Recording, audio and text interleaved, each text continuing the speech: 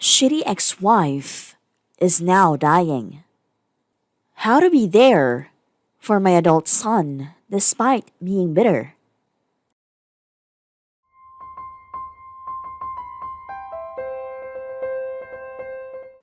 My ex-wife conducted affairs with three guys at the same time at the end of the marriage. She was a manager and fired someone. That someone took revenge and called me to tell me about one guy. She was seeing him on her lunch hour, which after a bit of trickle truth served to reveal there were three guys. She then spent a few hours face to face and on the phone on a couple of occasions, comparing me to one of the guys she was seeing. This is in addition to her physical and emotional abuse in the marriage. I have a scar and several hospital bills to prove the physical abuse. She also treats our son like shit. She is angry that he is gay. I'm extremely bitter towards her. Now, several years after the divorce, while she is with a fourth man, she has been diagnosed with a very aggressive cancer and wants to talk to me phone. She moved several hours away.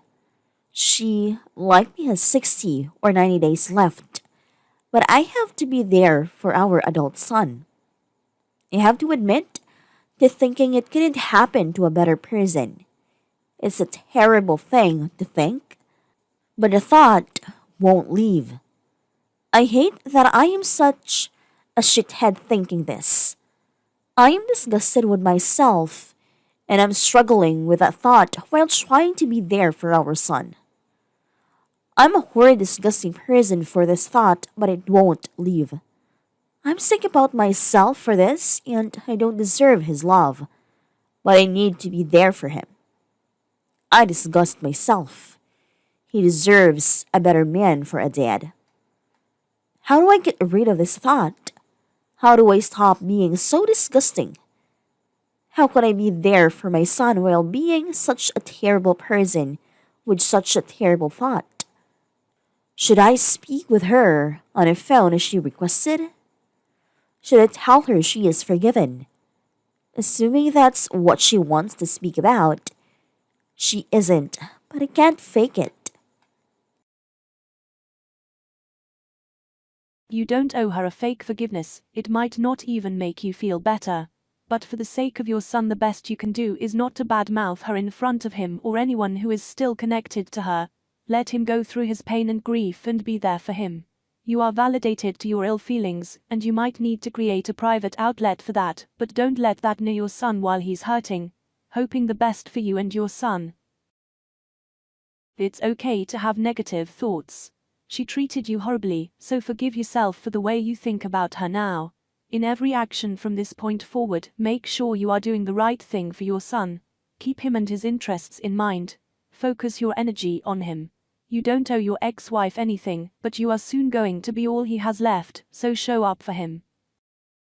To acknowledge this hatred is a powerful step in your own healing. Rare indeed is the individual who has no hatred for one who has abused them. You are human. Your son is human. You don't need to be on good terms with his mother to be there for him. Just be a human being, faults, strengths, weaknesses, all of the parts of you, and remember that he is your son. Let him know you love him, and he will very likely do the same. Be there for your son. You don't owe your ex anything. Also, something someone once told me that really stuck with me. You can't help the thoughts that pop up into your head. They don't mean you actually feel that way. What matters is how you correct yourself in your own mind. That's how you really feel.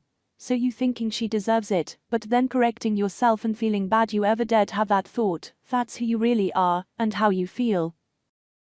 Your ex wants to unburden herself and get your forgiveness. I am not one of those. Forgiveness is a gift you give yourself. New Ages. This woman betrayed you and your family, that means she also betrayed your son. Stop with the self-flagellation. Bitterness, anger and negative thoughts in a situation like this are normal and human, especially about someone this horrible. You can be there for your son and not be a doormat for your vile ex. My dad was in your situation, but the anger was mainly gone, I think. My mom was awful to my dad due to her untreated mental illness. She didn't start treatment until I was in high school and still treated my dad horribly, even though they had been divorced since I was a toddler. Anyways, when my mom died, he was just there for me. I had no idea how to plan a funeral or do the court stuff, and he took the time to walk me through it over the phone, even though it was the middle of the day and he owns a very busy business. He was my second call after my brother. While he didn't go to the funeral, he lives 4 hours away and probably had no interest in going. He never said a bad word about my mom and helped remind me that she loved me even though she was sick. Honestly, one of the things I respect most is my dad never speaks badly of my mom. Once or twice he has told me some of the crazy stuff she has done, but as an adult, I appreciate the fact he is the bigger person. He knows talking badly about her only hurts us, so he doesn't do it where we can hear and never did. He always allowed us to form our own opinions of her, and he did his best to protect us from her worst behavior. Firstly, I agree with your thoughts. She got what she deserved. Oh well. And you're justified to feel that way.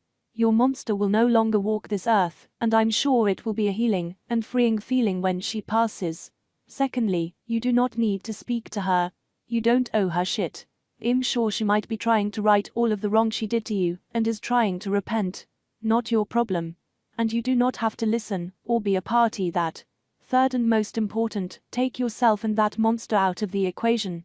If someone your son knew that you didn't was in the same position, you would be comforting your son. You would give him words of strength to help him. You would let him cry to you and give him lots of love. This is how you need to treat this situation.